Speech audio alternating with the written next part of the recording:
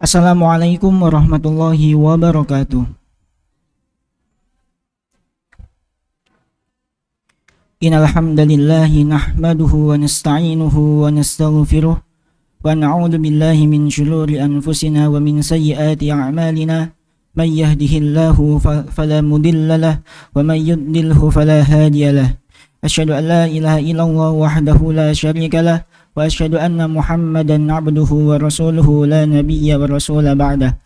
Amma ba'du fa inna asdaqal hadits kitabullah wa khairal hadi hadi Muhammadin sallallahu alaihi wasallam wa syarrul umuri muhdatsatuha wa kullu muhdatsatin bid'ah wa kullu bid'atin dhalalah wa kullu dhalalatin finnar. Jamaah Masjid Bait Al-Quran, Pusat Studi Al-Quran yang dirahmati Allah Subhanahu wa taala, teman-teman semuanya, santri pasca tahfidz pesantren Bait Al-Quran yang berbahagia.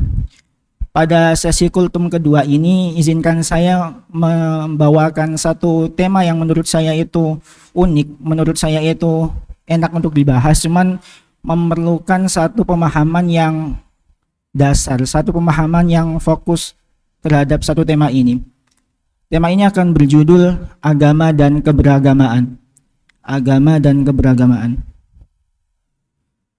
Teman-teman semuanya, perlu kita ketahui bahwa kita sebagai umat beragama itu harus memiliki satu pikiran dasar yang paling esensial, bahwa agama itu adalah wewenang dari Tuhan Subhanahu wa taala.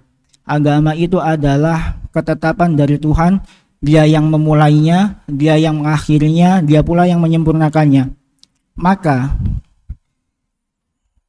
dari itu, ketika misalkan Tuhan menyempurnakan agama melalui wahyunya yang kemudian ditransmisi melalui malaikat dan diturunkan kepada Nabi dan Rasulnya, kemudian Nabi dan Rasul itu menyederhanakan atau menjelaskan wahyu itu berdasarkan ucapan dan pengamalannya, semua itu sudah sempurna, semua itu sudah merupakan ketetapan dari Tuhan. Nah, agama yang seperti itu sudah bersifat final sejak 15 abad yang lalu. Tidak ada penambahan, tidak ada pengurangan. Oleh karena itu, di dalam Al-Quran misalkan Allah Subhanahu wa taala berfirman, Al-yawma akmaltu lakum dinakum.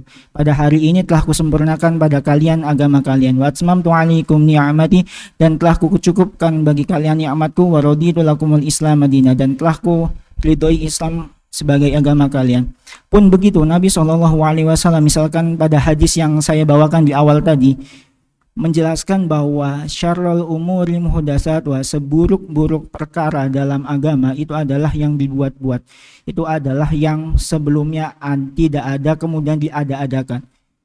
Wa kullu muhdatsatin bid'ah wa kullu bid'atin dhalalah ila akhirih. Nah, yang menarik di sini, yang menjadi suatu pembahasan yang menarik adalah ketika agama yang sudah final selama 15 abad yang lalu itu menuntut kita untuk selalu meyakininya bahkan sampai masa depan.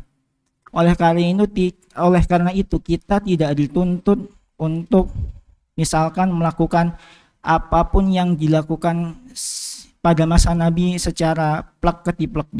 Kita juga tidak bisa melakukan intervensi atau kita tidak bisa melakukan pemahaman tekstual atas wahyu-wahyu yang Tuhan berikan dari kalamnya maupun dari perkataan nabinya. Kita tidak bisa memahami itu secara tekstual tanpa melihat kontekstualnya. Karena apa? Karena permasalahan di dalam hidup kita akan selalu kontinuitas, akan selalu bermacam-macam, berbeda dari zaman-zaman sebelumnya. Maka dari itu, baik dari Al-Quran maupun As-Sunnah, keduanya itu menekankan satu kegiatan yang bersifat aktif, yang diwajibkan bagi mereka yang memenuhi syaratnya untuk melakukannya, yaitu pintu ijtihad, pintu memahami wahyunya, memahami agama berdasarkan pada Al-Quran dan As-Sunnah untuk menjelaskan atau mencari jalan keluar atas segala sesuatu permasalahan di zaman tersebut. Nah, hasil dari ijtihad ini itu tidak bisa serta-merta dimutlakan sebagai agama. Hasil dari ijtihad ini itu misalkan Abi Quraisy istilahkan sebagai ilmu agama. Agama, sekali lagi, agama sudah final sejak 15 abad yang lalu, tapi ilmu agama akan senantiasa berkembang mengikuti zamannya. Maka oleh karena itu, misalkan kita melihat orang yang melakukan ruku dan sujud, kita bisa menilai orang tersebut sedang melakukan suatu kegiatan agama. Tapi barangkali nanti ketika ruku dan sujud atau ketika sholat itu, dia membaca basmalah ketika membaca surat Al-Fatihah, atau dia melakukan kunut ketika sholat subuh, itu merupakan sesuatu yang dalam ranah ilmu agama yang antara satu persona dengan persona lain akan selalu berbeda. Dan oleh karena ilmu agama itu dipahami oleh hasil dari ijtihad yang berbeda-beda itu tadi, yang antara satu persona dengan persona lain akan selalu berbeda. Menurut A benar, menurut B salah, menurut B benar, dan menurut A salah. Kebenaran dari ilmu agama itu akan bersifat relatif. Kebenaran dari ilmu agama itu akan bersifat nisbi. Maka dari itu, orang-orang yang seorang mujtahid ketika dia memformulasikan sebuah ilmu agama, dia akan berkata bahwa misalkan pendapat ini menurut saya adalah benar, pendapat ini menurut saya memiliki kebenaran, dan pendapat selain saya itu salah dan memiliki potensi untuk benar. Maka barang siapa yang mendapati kesalahan pada saya, ikutilah pendapat yang benar, gitu kan ya.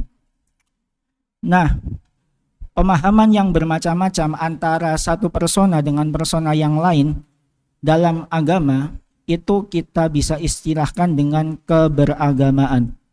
Keberagamaan antara satu persona dengan persona yang lain ketika mendefinisikan ilmu agama itu. Muter-muter nih.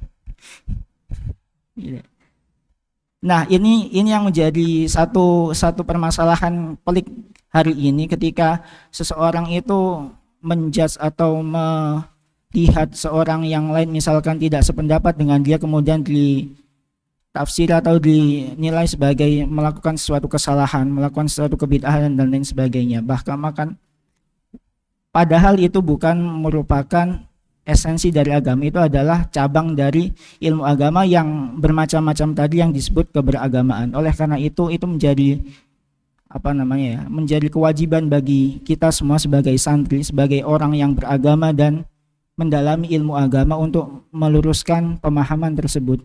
Jangankan di dalam agama, andai kata Tuhan misalkan ingin menjadikan semua manusia ini beragama dalam satu, tentu sangat bisa, tapi dia tidak melakukannya karena apa? Karena Tuhan ingin kita untuk saling menghormati, ingin kita untuk saling mengenal antara satu dengan yang lain. Ya ayuhan nasu inna khalaqnakum min dzakari wa unsa wa ja'alnakum syu'uban wa qabaila lita'arafu in akramakum indallahi atqakum innallaha alimun khabir.